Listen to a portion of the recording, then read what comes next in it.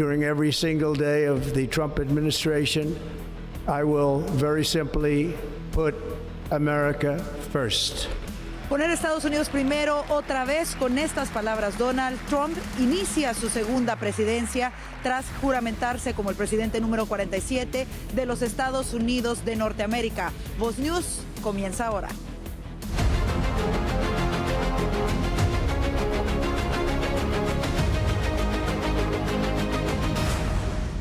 Hola, ¿qué tal? Bienvenidos a Voz News. Los saluda Karina Yapor, transmitiendo desde Washington, D.C., la capital de los Estados Unidos de Norteamérica, que está viviendo un momento histórico en la democracia de este país. Donald J. Trump se juramentó en este día 20 de enero de 2025 como el presidente número 47 de los Estados Unidos. Veamos ese momento.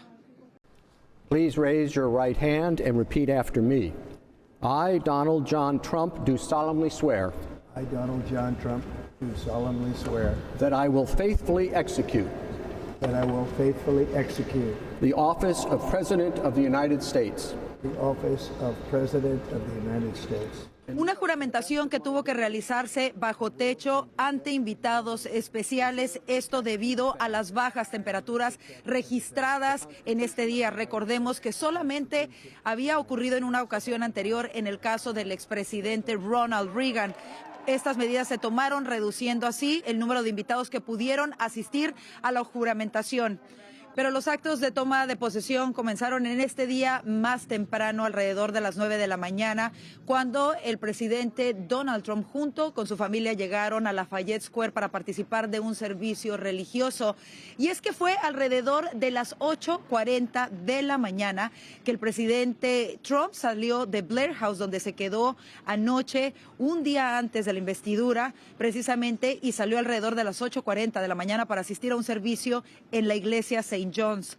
Su comitiva rodeó Lafayette Square para llegar a la iglesia justo al lado de los terrenos de la Casa Blanca.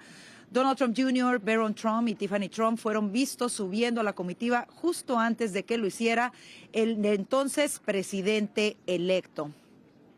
Bueno, y posteriormente, el presidente electo Donald Trump y su esposa Melania Trump acudieron para cumplir con la tradición de tomar el té con la administración saliente. Fue así que se reunieron con los Biden para llevar a cabo esta tradición.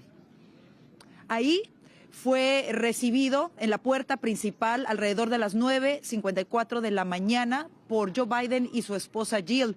El vicepresidente entrante J.D. Vance y su esposa llegaron momentos antes y fueron recibidos por la vicepresidente Harris y su esposo. Harris le dijo felicitaciones a Vance cuando se dieron la mano. Antes de que llegara Vance, le preguntaron a Harris cómo se sentía con respecto a este día y respondió: esto es democracia en acción.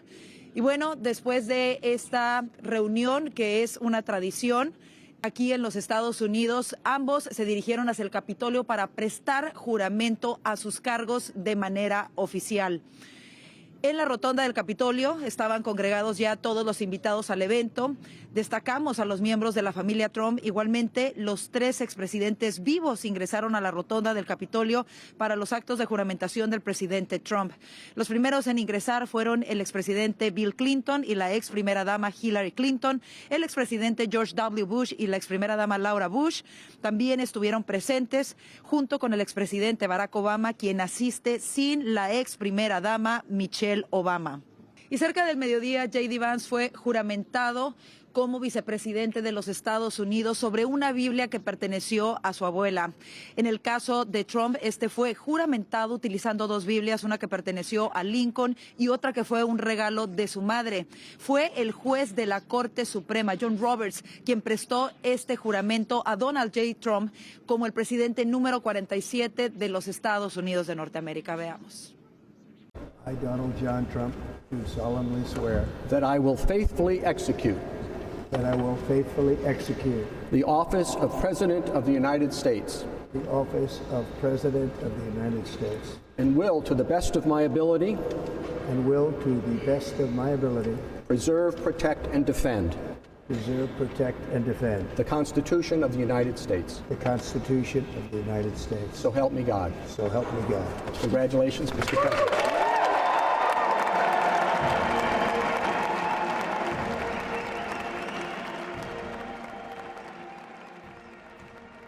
Ya una vez juramentado como presidente y ante todos los asistentes, Donald Trump ofreció un discurso comenzando con una de sus principales promesas de campaña, el terminar con la crisis migratoria. Escuchemos lo que dijo sobre este y otros temas en su primer discurso. First, I will declare a national emergency at our southern border.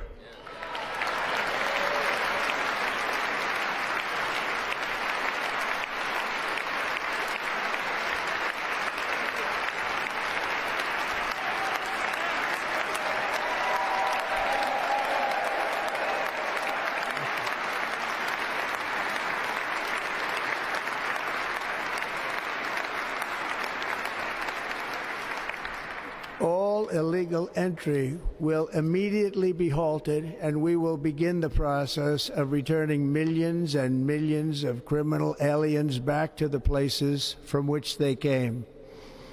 We will reinstate my Remain in Mexico policy.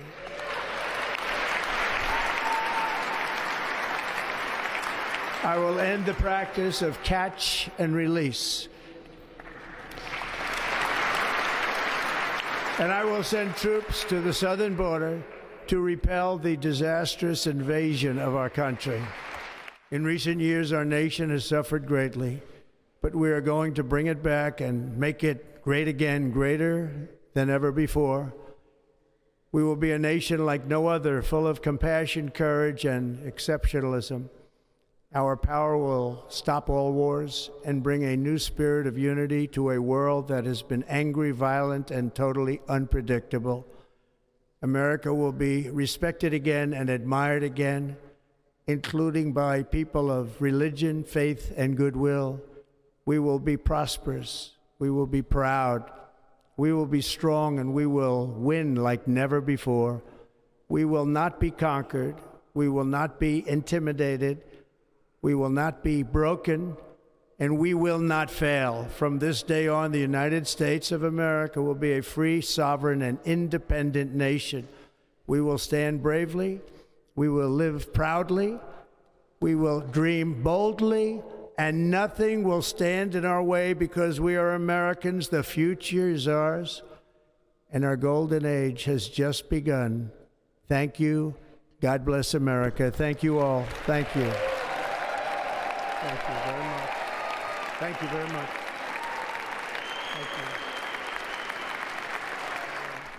Dijo igualmente que regresaba a la presidencia confiado y optimista de que estamos al comienzo de una nueva y emocionante era de éxito nacional. Y más temprano en este día estuve platicando con los analistas políticos Alfonso Aguilar y Bianca Rodríguez sobre los perdones que Biden estaba otorgando en su último día como presidente de los Estados Unidos. Hasta ese momento en el que llevamos a cabo esa conversación, solamente se habían dado a conocer los perdones que incluían al doctor Anthony Fauci y a los que participaron en el Comité de Investigación de los Hechos del Capitolio el 6 de enero del 2020. Sin embargo, después se dieron a conocer perdones a la familia Biden que discutiremos más adelante. Pero vamos a escuchar primero esta conversación con los analistas Bianca Rodríguez y Alfonso Aguilar. Y sin duda alguna, algo de lo que sigue causando mucha controversia del último día de gobierno del presidente Biden y de su administración son los perdones que guardó hasta el último momento, al parecer de manera estratégica. Muchos de ellos ya se anticipaban, como por ejemplo el de Anthony Fauci. Muchos se preguntaban, después del desastre de la pandemia, hay muchos estadounidenses molestos, enojados, que perdieron familiares, que no pudieron visitar a sus seres queridos y muchas otras consecuencias. Él era una de esas personas en que los estadounidenses querían que se abriese una investigación. ¿Te sorprendió alguno de los nombres de esta lista y quiénes pudieras nombrar como más importantes y sobresalientes a los cuales les otorgó este perdón el presidente Biden, Alfonso? Bueno, aparte de Fauci, es el ex jefe de los jefes de las Fuerzas Armadas, Mike Milley, pero incluye también a todos los miembros del comité del 6 de enero y el staff también. Mira, yo creo que es algo descarado. Lo habíamos discutido en el programa, que era posible que lo hiciera, pero el que lo haga a las últimas horas de su administración es algo descarado, mezquino, para no darle la cara al pueblo americano. Porque realmente es un abuso de poder. O sea, otorgarle un indulto preventivo a todas estas personas, yo me pregunto si es legal, si es constitucional. No se está dando el indulto por un caso, un acto específico, sino por un periodo de tiempo, como lo hizo con Hunter. El único indulto preventivo que hemos tenido antes de los que ha dado el presidente Biden ha sido el de Richard Nixon, y eso es porque era un presidente saliente. Y era porque se quería unir al país. Hay unas razones de Estado importantes. Esto es un abuso de poder. No me sorprende que esto termine en los tribunales, pero realmente para mí es algo tan mezquino que francamente define su administración. Es un acto típico de una persona pequeña que demuestra cómo fue su administración. Es inconcebible. Bianca, coincides con lo que está diciendo Alfonso, y bueno, ¿y cómo justificar otorgar un perdón sobre una persona, en este caso el doctor Fauci, cuando tantas personas pudieron haber perdido la vida en medio de esta pandemia? Quizá no directamente por él, pero sí hubo muchas consecuencias en los estadounidenses por las directrices que siguieron bajo su gestión de la pandemia. Sí, no, totalmente. O sea, estamos hablando de una figura que también abusó de su poder, el doctor Fauci, que tomó medidas simplemente irresponsables, inconstitucionales, y son cosas que él debe de enfrentar, ¿verdad?, en su debido momento, consecuencias. Pero más allá, yo creo que el problema aquí también es que estamos viendo que Joe Biden tiene un patrón de prácticamente pues perdonar personas sin tener necesariamente un caso vigente, oficial, que es en el caso de todas estas personas, Hunter Biden siendo la excepción, pero de todas maneras la gente está viendo también como esto, ¿verdad?, se está utilizando como favor político, como favor hacia sus familiares, sus amigos, ¿no? Es un nivel de corrupción que es, como pues mencionaba Alfonso, es totalmente asqueante, es inaceptable, es exactamente una definición de lo que ha sido esta administración tan ineficiente, burocrático, horrible, desastroso, y es la razón por la cual millones de estadounidenses y tantos latinos votaron por el presidente Donald Trump para mejorar este sistema ya de una vez por todas. Y quizá una de las cosas más irónicas es que hace unos días en su mensaje de despedida él criticaba las oligarquías. Muchos podrían considerar esto una oligarquía, un acto de oligarquía. Tú lo acabas de decir, o sea, tanto que él critica una oligarquía emergente, todas estas personas son élites. Son miembros de una oligarquía. Y es curioso porque en la declaración emitiendo esta orden ejecutiva, él dice que de ninguna manera es un reconocimiento de culpabilidad. Si estas personas son inocentes, ¿por qué hay que indultarlas? O sea, es increíble. La realidad es que, y entonces él dice que está preocupado porque Donald Trump pudiera perseguirlas. La única persecución que hemos tenido hasta el momento ha sido de la administración Biden persiguiendo a sus oponentes políticos, a Donald Trump, a activistas pro vida, a católicos practicantes, ese tipo de personas.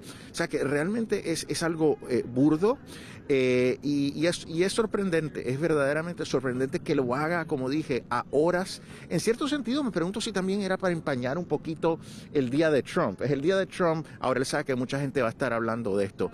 Es una persona muy pequeña. ¿Qué posibilidades hay de que se continúe esto? Lo hemos visto, lo hicieron los demócratas, sabemos que vienen elecciones de medio término, después vienen elecciones presidenciales de nueva cuenta. El miedo o el peligro de que lo que está haciendo o lo que hizo la administración Biden de dejar tantas cosas mal para los estadounidenses y finalmente perdonar a toda esa gente por anticipado, ¿pudiera esto convertirse en un patrón de administraciones demócratas en un futuro? Yo creo que ya el precedente se ha establecido con la forma en que Joe Biden ha utilizado su oficina, y al hacer este tipo de acción totalmente. En todo caso, ya ellos están esperando, ya han estado estableciendo una narrativa en los medios diciendo que Donald Trump es el que lo ha comenzado, como para ellos seguir justificando esto. Y eso es lo que la gente tiene que tener mucho ojo, ¿no? Es que esto es totalmente político, es con propósitos muy negativos, que aunque en lo inmediato uno podría decir, pues son simplemente cizañas entre un partido y el otro, no, esto tiene consecuencias muy graves en nuestra sociedad, en lo que se trata de nuestros propios derechos constitucionales, y no podemos permitir que estas figuras salgan con la suya y que sigan abusando de su poder de esta manera, porque si es con ellos, están bien con nosotros. Yo creo una cosa más, porque me parece la pregunta muy importante.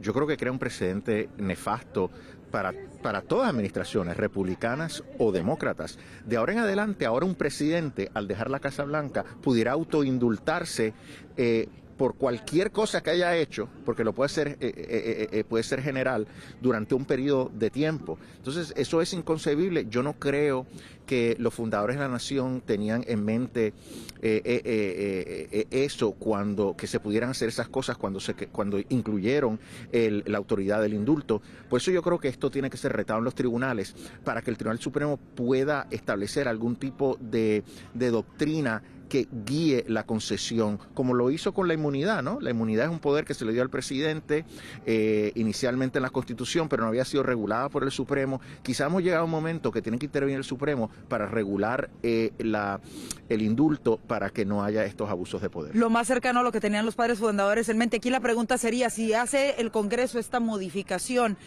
¿sería retroactiva? ¿De alguna manera podría impactar y modificar los perdones que ya se otorgaron? No, es que como es un poder constitucional, yo creo que aquí lo que requiere es que alguien rete los indultos, que llegue al Tribunal Supremo y el Supremo los invalide. Hacemos una breve pausa comercial, continuamos con esta cobertura especial de la toma de posesión de Donald Trump como presidente número 47 de los Estados Unidos. Tenemos una entrevista exclusiva con el presidente de Argentina, Javier Milei, al igual que con el diputado federal de Brasil, Eduardo Bolsonaro, y Donald Trump Jr. Esto en el marco de la celebración de la gala oficial hispana por la toma de inauguración del presidente Trump. Quédese que ya volvemos también con nuestros analistas para analizar este histórico día que se está viviendo en los Estados Unidos de Norteamérica. Ya volvemos con esto y más.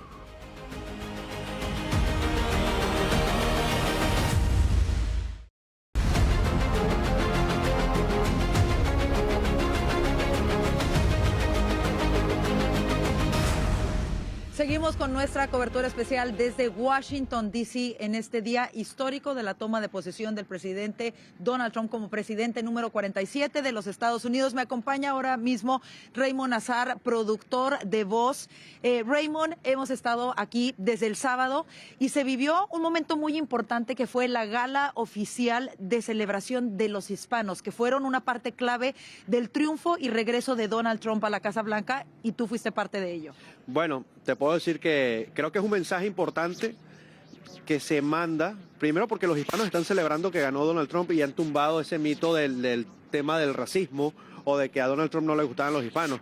Fue muy enfático en su discurso el día de hoy, a quien hizo bastante referencia a nosotros, los hispanoparlantes, y que está claro que sin esta población, esta parte de la población, esta victoria hubiese sido muy difícil, ¿no? Y que haya habido una gala tan grande como la que hubo, ¿no? Dice también mucho de cómo se está organizando la comunidad hispana en este país y cómo ha ido creciendo últimamente, ¿no? Y que a este paso creo que para las elecciones del 2028 van a ser más fundamentales de lo que fueron para estas elecciones. Así es, y de verdad que fue una gala en donde se vivió un ambiente de celebración, se vendió por completo. Hubo más de 1,400 personas que asistieron, personas que vinieron desde otros países, y ahí tuvimos la oportunidad de hacer algunas entrevistas que les iremos presentando durante Voz News, comenzando con el día de hoy. Hoy comenzaremos con la entrevista del presidente argentino Javier Milei, quien fue ovacionado cuando llegó a esta gala hispana. Tuvimos la oportunidad también de platicar con Eduardo Bolsonaro. Como reportamos en nuestro noticiero, al expresidente Jair Bolsonaro se le impidió el salir de Brasil para asistir a la toma de posesión del presidente Donald Trump. Y finalmente les presentamos la entrevista con Donald Trump Jr., quien, por cierto, asistió a la gala para agradecer a los hispanos el apoyo en las pasadas elecciones. Así que vamos a verlo.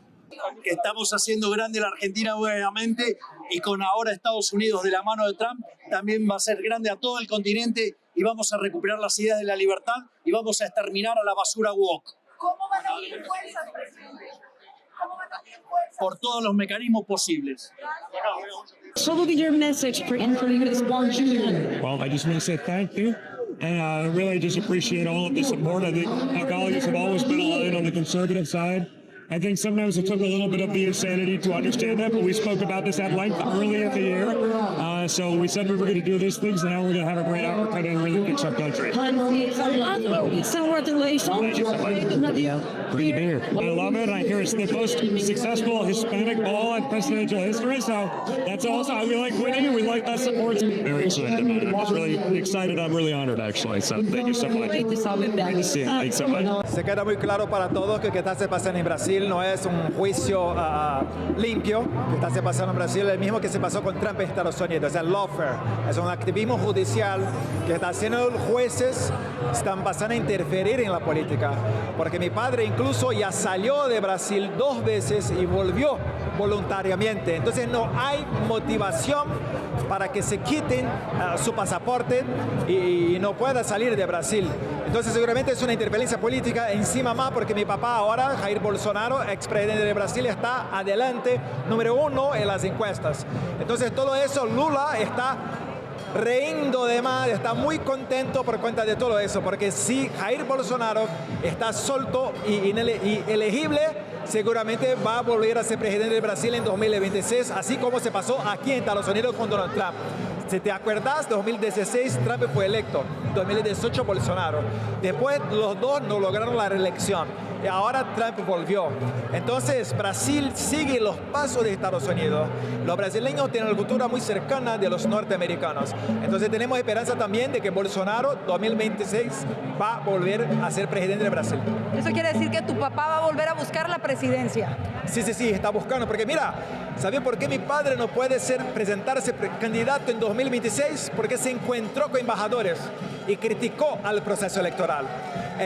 Se fue el mismo motivo que Donald Trump sacó la famosa mugshot en Georgia.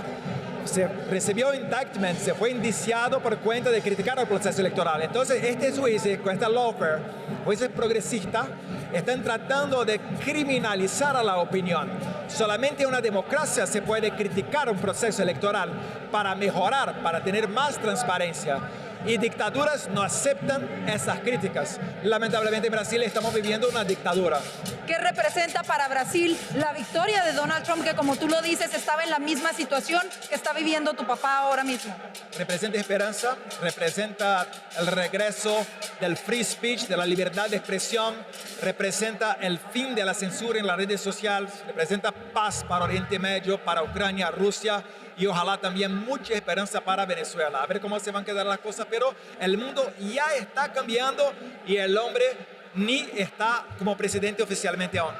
Finalmente, un mensaje para los brasileños que viven fuera de Brasil. Tengamos esperanza de volver a nuestro país. Yo sé que la más grande parte de ustedes salieron del país con el corazón partido por cuenta de inseguridad, de corrupción, que sea. Entonces seguramente lo que nosotros deseamos es tener un país con una tan buena calidad de vida como se tiene aquí en Estados Unidos. Y sí se puede. Ojalá volveremos en 2026 para empezar de nuevo con este trabajo. Quédese que ya volvemos también con nuestros analistas para analizar este histórico día que se está viviendo en los Estados Unidos de Norteamérica. Ya volvemos con esto y más.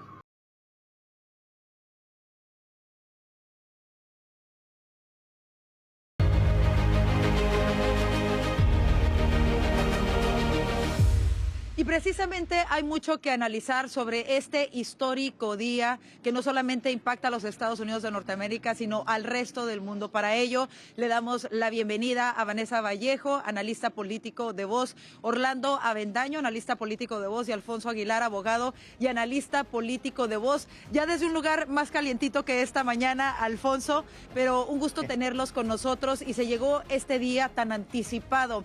Y quiero comenzar, escuchábamos las palabras hace unos segundos de Donald Trump Jr. agradeciendo el apoyo del voto hispano. Quiero comenzar con eso porque el presidente Donald Trump reconoció también esto. Vamos a escuchar sus palabras y luego lo analizamos. To the Black and Hispanic communities, I want to thank you for the tremendous outpouring of love and trust that you have shown me with your vote. We set records, and I will not forget it. I've heard your voices in the campaign, and I look forward to working with you in the years to come. Esas fueron las palabras del presidente Donald Trump en relación a los hispanos. Vanessa, comienzo contigo. ¿Qué te parece que reconozca de esta manera desde su primer día la importancia de los hispanos? Efectivamente es muy importante.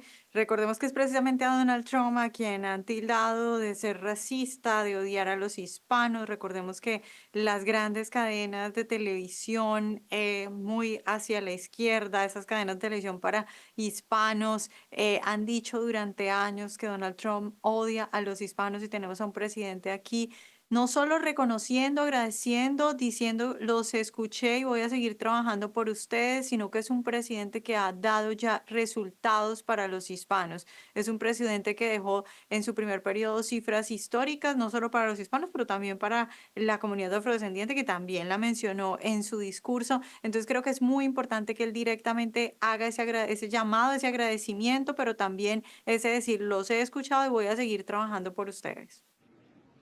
Alfonso, ¿qué puedes resaltar de este mensaje del presidente Trump?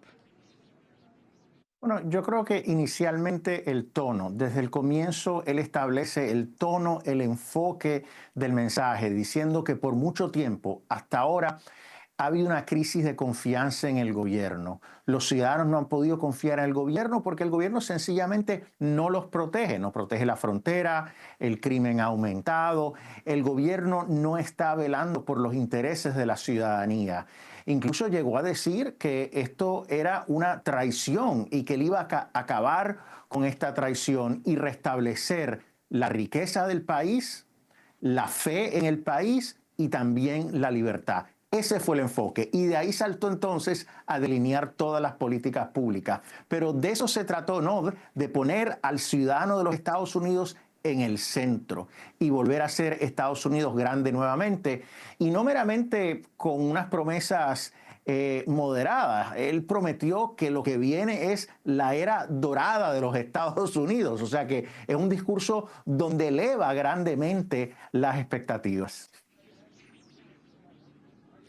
Y una de las partes que sin duda alguna también llamó la atención de su discurso es cuando él dice que llegó el día y el momento en que el Departamento de Justicia dejará de ser utilizado como un arma para perseguir a los oponentes políticos. Y lo dijo teniendo presente precisamente a el expresidente Joe Biden y teniendo a los expresidentes ahí presentes, a la ex vicepresidente Kamala Harris. Y dijo de una manera incluso simpática algo de lo que me consta a mí mismo, haciendo alusión a la persecución política que él denunció durante los últimos meses. Orlando, ¿qué te parece escuchar esto dentro del discurso, el primer discurso oficial de Donald Trump como presidente de los Estados Unidos?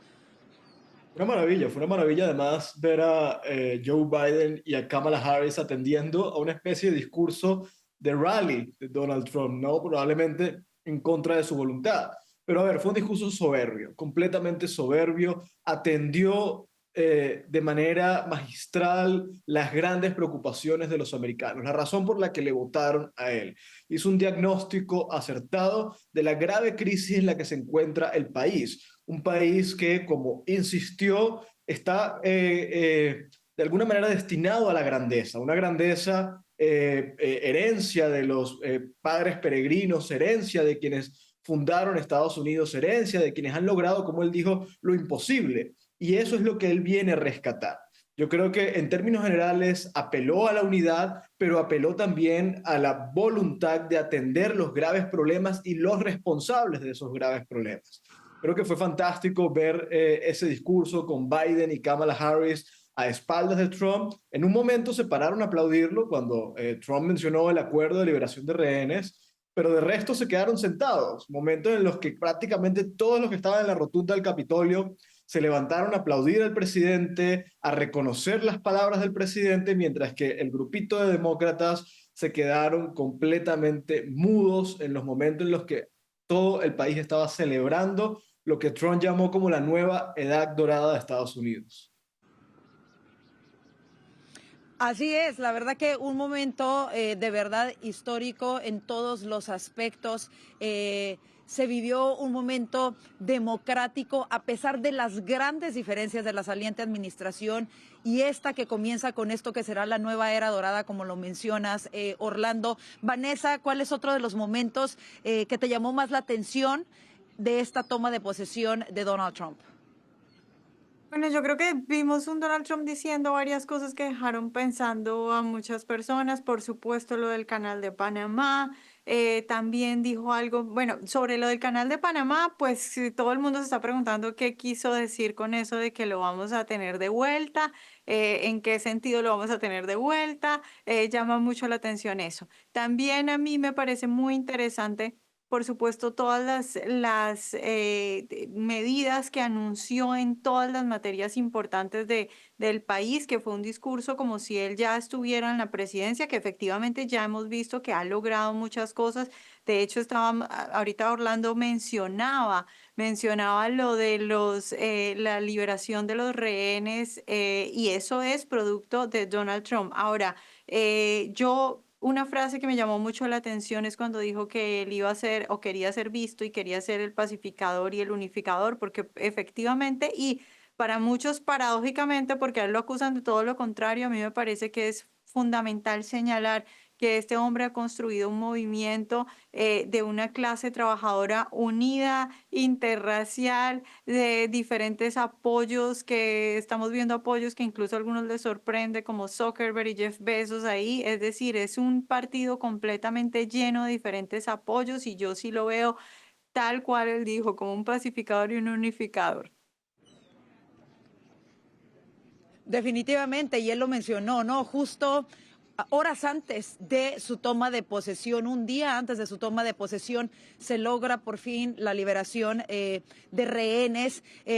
Esto a destacar entre muchos otros aspectos, y regresando un poco a las órdenes ejecutivas que comienza firmando el día de hoy, como lo prometió en su campaña, una muy importante que los estadounidenses han reclamado y que es la seguridad fronteriza y un control de la crisis migratoria.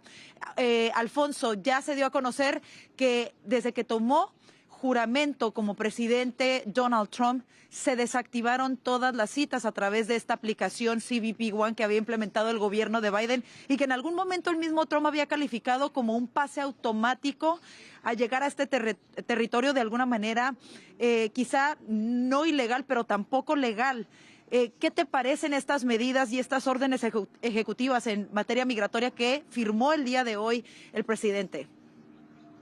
Bueno, y es interesante porque él se enfocó en esas órdenes ejecutivas en el discurso, lo que es inusual. Y debo decir que el discurso no fue un discurso típico de inauguración. Fue un discurso muy poco retórico, poco poético. Fue un discurso realmente de acción. Él establece el tono inicialmente, pero empieza a delinear todas las órdenes ejecutivas y las otras medidas de política pública que va a poner en marcha. Empezó con el tema de migración, como tú dijiste, y mencionó algunas de las órdenes ejecutivas que ya estamos viendo que han entrado en vigor. Primero, declarar una emergencia nacional sobre inmigración, de manera que ya ha cerrado la frontera.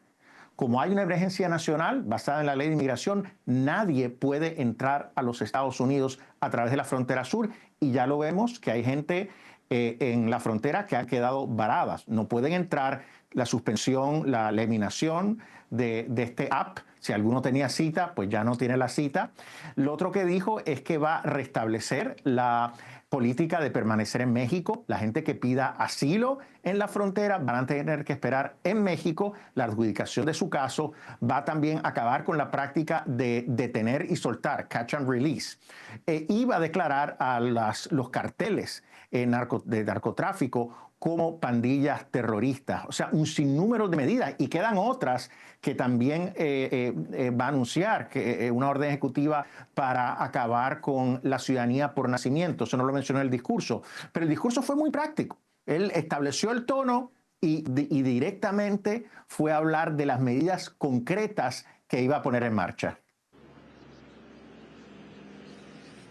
Orlando, si quieres elaborar un poco más en esto, que en todas estas medidas que menciona Alfonso en tema migratorio, a mí me pareció muy importante eso, la designación de los cárteles como organizaciones terroristas, porque eso le da un peso y además facilita la destinación de recursos a combatir a los cárteles de la droga. Recordemos que ha habido decenas o cientos de miles de muertes de norteamericanos por la crisis del fentanilo, el tráfico de personas que se da a través de la frontera sur, algo que ha pasado durante tantos años y nadie ha arreglado.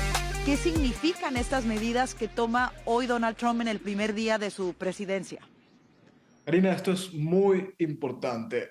Ya lo anunció Donald Trump, una especie de memo sobre cuáles van a ser las prioridades, y ya en la página de la Casa Blanca está. Se menciona por ahora una sola organización, y esto es muy llamativo, el Tren de Aragua. La van a designar como Foreign Terrorist Organization, Organización Terrorista Internacional. Esto pondría al Tren de Aragua al mismo nivel en el que están, por ejemplo, Hezbollah, o Hamas, o el ISIS. Es decir, organizaciones terroristas que Estados Unidos ha combatido incluso fuera de las fronteras de Estados Unidos. Y esto es sustancial porque además yo creo que pone en serios aprietos al gobierno mexicano, que sabemos que prácticamente le ha dado anuencia a los cárteles del narcotráfico para hacer y deshacer en México. Y producto de quizá la crisis que hay ahora en Ciudad de México, es que la presidenta Claudia Sheinbaum convocó una reunión urgente del gabinete para reaccionar a un poco cuáles han sido las medidas de Trump. Y para terminar, yo quisiera hacer una pequeña advertencia. En los próximos días vamos a ver a la mayoría de los medios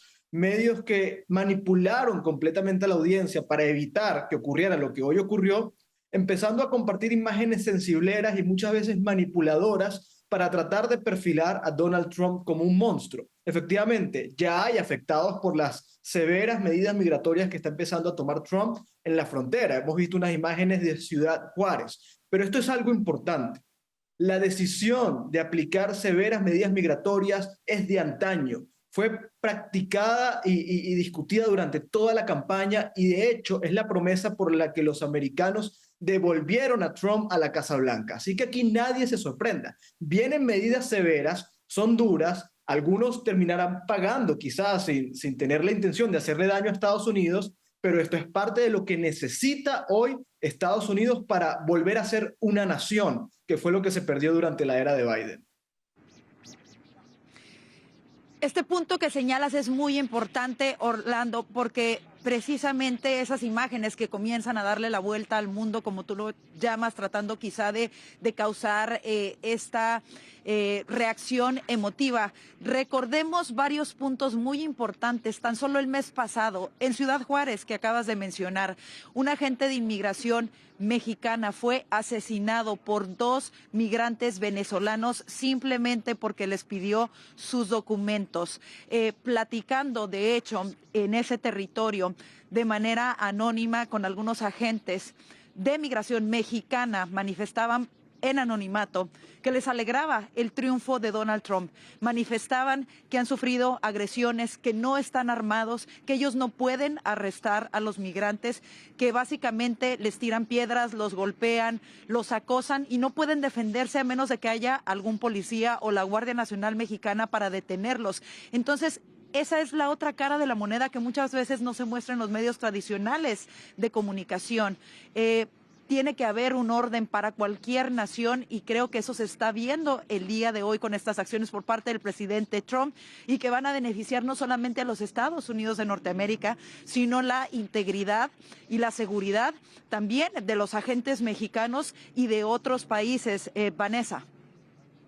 Y también, Karina, de las mismas personas que hacen ese trayecto. Yo recuerdo haber hablado con una chica cubana que pasó la frontera sur y me dijo, yo había escuchado historias, a mí me advirtieron que era difícil, pero otra cosa es cuando lo vives. Y ella, ya viviendo acá con varios años acá, me dice, yo todavía no puedo olvidar ese momento y si yo volviera al tiempo, yo no haría eso. Habrá gente que diga, bueno, valió la pena, sí lo haría, pero habrá gente como esta chica que me hablaba y me decía, si yo hubiera sabido que iba a ser así de horrible, no lo habría hecho. Y los medios de comunicación, muchos, la mayoría de hispanos, en cierta medida eso es engañar a la gente cuando presentas ese tema y no le muestras los peligros, los dramas, sino que parece que estuvieran incitando a la gente a hacer este tipo de cosas. Entonces, una de las cosas más importantes para frenar el tráfico de niños, para frenar la violación de mujeres y de niñas, es poner orden en esa frontera. Entonces, sí, muy bien por el país, muy bien por todos los agentes y también muy bien por toda esa gente que ya no va a ser víctima del tráfico, por toda esa gente que no va a ser engañada, que no va a ser víctima de los coyotes o que no va a perder la vida cruzando la frontera, tal vez muchos de ellos sin la información necesaria para tomar esa decisión.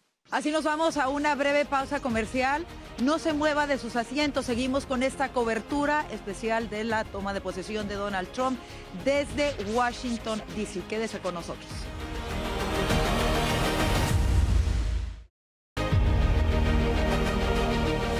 Seguimos con esta cobertura especial de este día histórico de la toma de posesión de Donald J. Trump como presidente 47 de los Estados Unidos de Norteamérica. Estamos desde la capital del país, Washington, D.C., justo a las afueras del Capitolio. Una de las medidas importantes que tomó en este día el presidente Trump y como una manera de enfrentar la dura crisis económica que han vivido los estadounidenses bajo los últimos 4 años, bajo la administración del expresidente Biden, es el tomar medidas en cuestión de producción energética. En torno a ello hizo varios anuncios importantes. Él ya lo había anticipado en su campaña, el dedicarse a la perforación precisamente para que la energía en los Estados Unidos sea más fuerte y por lo tanto la economía. También señaló que era importante deshacerse de esa agenda verde conocida como el Green Deal que había promovido la administración Biden, obligando, por ejemplo, a los estadounidenses a comprar vehículos eléctricos. Vanessa, ¿qué tan crucial es esta medida? ¿Qué te parece estas acciones que tomó el día de hoy el presidente Trump? Es muy importante porque lo que tenemos es de nuevo un presidente que entiende que en un país donde tenemos tantos recursos es ilógico, pero además es un ataque a los americanos que se le impida y que se le ponga obstáculos a las compañías para poder hacer las exploraciones, perjudicando por supuesto a los americanos que ven eso traducido también en mayores precios. Vemos a un presidente comprometido con esto en todos los sentidos, diciendo abiertamente en su discurso de ahora en adelante ustedes que tienen que comprar el carro que quiera comprar, no el que a unos elitistas pro agenda verde se les ocurra. Entonces, esto es muy importante en general en materia de libertad empresarial y por supuesto va a tener un impacto en los precios y también creo que un impacto a nivel de seguridad nacional, porque lo que estamos viendo es un país que se estaba quedando atrás en cosas fundamentales como el petróleo para terminar poniendo a otros países enemigos de Estados Unidos, convirtiéndolos en potencias en esos recursos a nivel internacional. Eso entonces, por supuesto, perjudica a los americanos, pero también incluso en materia de seguridad nacional y en materia de orden internacional es fundamental.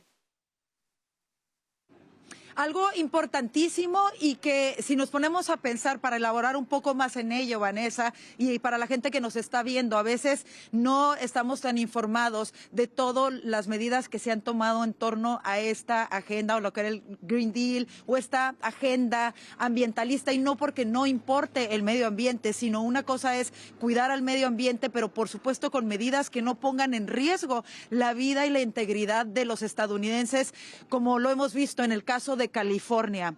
Lo hemos visto recientemente con estos devastadores incendios en donde desafortunadamente, aparentemente el gobierno demócrata californiano tomó medidas supuestamente en pro del medio ambiente y ahora ha tenido resultados devastadores precisamente para los residentes de allá. Pero otro tema importante que abordó y que es muy importante para nosotros los hispanos por nuestros valores familiares es que de frente y sin miedo Donald Trump habló de que hoy se termina la agenda woke, por llamarlo de alguna manera, en los Estados Unidos de Norteamérica. El adoctrinamiento de niños, la falta de sentido común.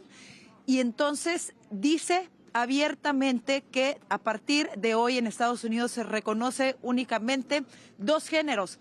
Y los 2 géneros con los cuales Dios nos creó, hombre y mujer. Orlando, ¿qué significancia, qué relevancia tiene que Donald Trump en su primer día haya abordado este tema tan importante? Entonces, prácticamente todo, porque si hoy Estados Unidos está a la deriva es porque se ha perdido el sentido común y se ha perdido la tradición. Y son dos elementos que Donald Trump quiere rescatar. Lo dijo muy claro, esta va a ser la era del sentido común, vamos a retomar el sentido común. Mi gobierno y las políticas que voy a instaurar van a ser políticas de meritocracia, aquí no se van a tomar decisiones basadas en el color y además, lo dijo claramente, son dos géneros, hombre o mujer. Durante toda la ceremonia, que además fue sumamente solemne, que nuevamente apela el rito, la solemnidad y la tradición, además hubo claras guiños y señales de que va a haber una importante presencia espiritual que guía este gobierno. Y esto también es fundamental. Yo creo que en la medida en que se recuperen las tradiciones, se someta la voluntad de los funcionarios a la moral además cristiana, que como queda claro está fundamentado este gobierno, y se recupere la soberanía de este país, yo creo que esa es la fórmula no solamente que va a salvar a Estados Unidos, sino que en la medida en que hay una especie de contagio en todo el mundo, va a salvar a Occidente. Así es, Orlando, y bueno, muy importante y significativo que haya hecho mención de todo esto justo en su primer día. Otra de las cosas que mencionó, y ya había anticipado algo hace algunos días y lo mencionamos aquí en Voz News, él había anunciado la creación de un servicio externo de rentas. Como tenemos el IRS en los Estados Unidos, el servicio interno, el servicio de rentas internas, IRS por sus siglas en inglés, ahora ha creado el servicio de rentas externas, por llamarlo de alguna manera, con la intención de recaudar impuestos a todos aquellos países que de alguna manera lucran o tienen ganancias de la economía estadounidense. ¿Cómo es esta medida, Alfonso, que toma hoy el presidente de los Estados Unidos de Norteamérica? No, ciertamente es un cambio en la política económica y comercial de los Estados Unidos. Obviamente este es un presidente que cree en la libre economía, pero quiere una competencia justa y cree en los aranceles, no solo como una manera de negociación para conseguir mejor trato para las exportaciones de Estados Unidos, pero también como una forma de generar recursos para Estados Unidos, para poder compensar por las reducciones contributivas a los ciudadanos y para poder pagar la deuda. Entonces, de ahí la creación de este servicio de rentas externas y la mención de que va a utilizar aranceles. Esta es como la segunda parte de ese plan económico. La primera parte es la declaración de esta emergencia energética que permite expandir considerablemente la perforación de petróleo y gas natural, pero entonces con los aranceles también poder aumentar los ingresos del gobierno federal y poder empezar a bajar esa deuda. Yo creo que él confía que Estados Unidos es un mercado tan importante para tantos países que él confía que las compañías extranjeras no van a pasarle ese aumento de las tarifas a los consumidores en Estados Unidos, porque es un mercado que no pueden perder y tienen que ser competitivos en este país. O sea que una medida muy importante y como digo, es un rompimiento con la política macroeconómica de los Estados Unidos de las pasadas décadas. Y que coincide con lo que él mencionaba el día de hoy, ¿no? Que Estados Unidos de Norteamérica vuelva a ser próspero, vuelva a ser envidiable, vuelva a ser una potencia, vuelva a ser de alguna manera más grande incluso de lo que era antes. ¿Qué te parece brevemente antes de pasar a nuestro tema final, Orlando, precisamente en general, esta y las medidas que tomó el día de hoy el presidente Trump?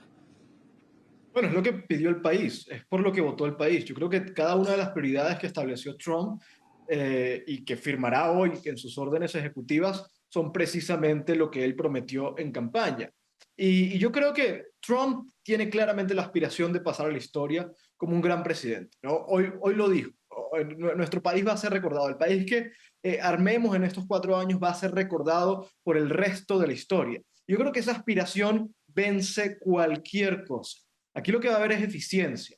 Yo creo que va a ser severo con su administración, severo con sus funcionarios, y eso es muy bueno. Sin duda alguna ya está trabajando, de hecho está trabajando desde antes que sea presidente.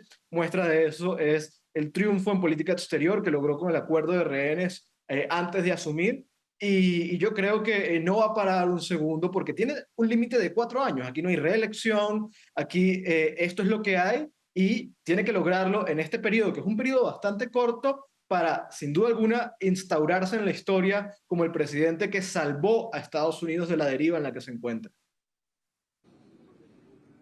Bueno, y eso comienza desde el día de hoy. Nos queda pocos minutos, pero hay un tema importante que debemos abordar también, y es la última jugada de un expresidente que hace unos días se quejaba de la oligarquía. Y hoy, como última jugada o como última carta, presenta un perdón para los miembros de su familia. ¿Qué te dice esto, Alfonso? Los miembros de el perdón otorgado a los miembros de la familia Biden en sus últimas horas como presidente de los Estados Unidos. Bueno, yo creo que esto fue el único hecho que empañó la jornada, ¿verdad? Empezó por la mañana con los primeros indultos que comentamos a los miembros del comité del 6 de enero, al doctor Fauci, al general Milley, pero todavía un poco después emite estos otros indultos a sus familiares, incluyendo a su hermano, a su hermana. Para mí es una admisión de culpabilidad. Es algo descarado, creo que es mezquino y cobarde, porque en vez de hacerlo días antes, lo hace a último momento para que no tenga que darle la cara al pueblo americano. Yo creo que hay evidencia muy fuerte que demuestra que la familia Biden se comportó como una familia mafiosa, y esto para mí es una admisión. Si esta gente fuera inocente, ¿por qué entonces los tiene que indultar? De todas maneras, Donald Trump dijo que él va a terminar con la persecución política. Él dijo anteriormente que la retribución que iba a lograr era con el éxito de los Estados Unidos, no persiguiendo a la gente. Eso fue precisamente lo que hizo Joe Biden. Pero vuelvo a decir que se ve terrible, porque para mí es una admisión de que la familia Biden se ha comportado como una familia criminal, como una familia mafiosa, pero también abre una caja de Pandora muy grande, porque en el futuro cualquier administración demócrata o republicana puede abusar de la autoridad que tiene el presidente para indultar. Incluso un presidente en el futuro pudiera autoindultarse preventivamente por un periodo larguísimo de tiempo. Es un abuso y lo considero verdaderamente mezquino. Y como dije anteriormente, yo creo que termina su administración, como fue toda su administración, muy mezquina, y demuestra que es un hombre muy pequeño. Sin duda alguna, un precedente que se marca un precedente con esta decisión del expresidente Joe Biden de otorgar un perdón a los miembros de su familia, algo que quedará en los libros de historia. Sin embargo, bueno, seguiremos adelante con eso. Sabemos que podría haber un reto legal en las cortes, no sabemos qué es lo que va a pasar con ello, pero la mancha queda ahí a una administración que termina con muchas cuestionantes. Pero a pesar de todo ello, hoy comienza un nuevo día, no solamente para Estados Unidos, sino para el resto del mundo. Gracias, Orlando Avendaño, gracias, Alfonso Aguilar, Vanessa Vallejo, que se tuvo que desconectar de esta transmisión, pero sobre todo, gracias a ustedes por su confianza en Voz News. Aquí estamos trabajando para ustedes con nuestra cobertura especial desde la capital del país, Washington, D.C. Les recordamos que cerramos esta transmisión de noticiero, pero pueden seguir toda la cobertura minuto a minuto a través de nuestras plataformas. Tenemos la actualización de noticias en nuestro portal voz.us y nos pueden encontrar en nuestro canal de YouTube y todas las plataformas como @VozMedia. Muchísimas gracias por su confianza, bendiciones, y si Dios lo permite, les esperamos mañana. Buenas noches.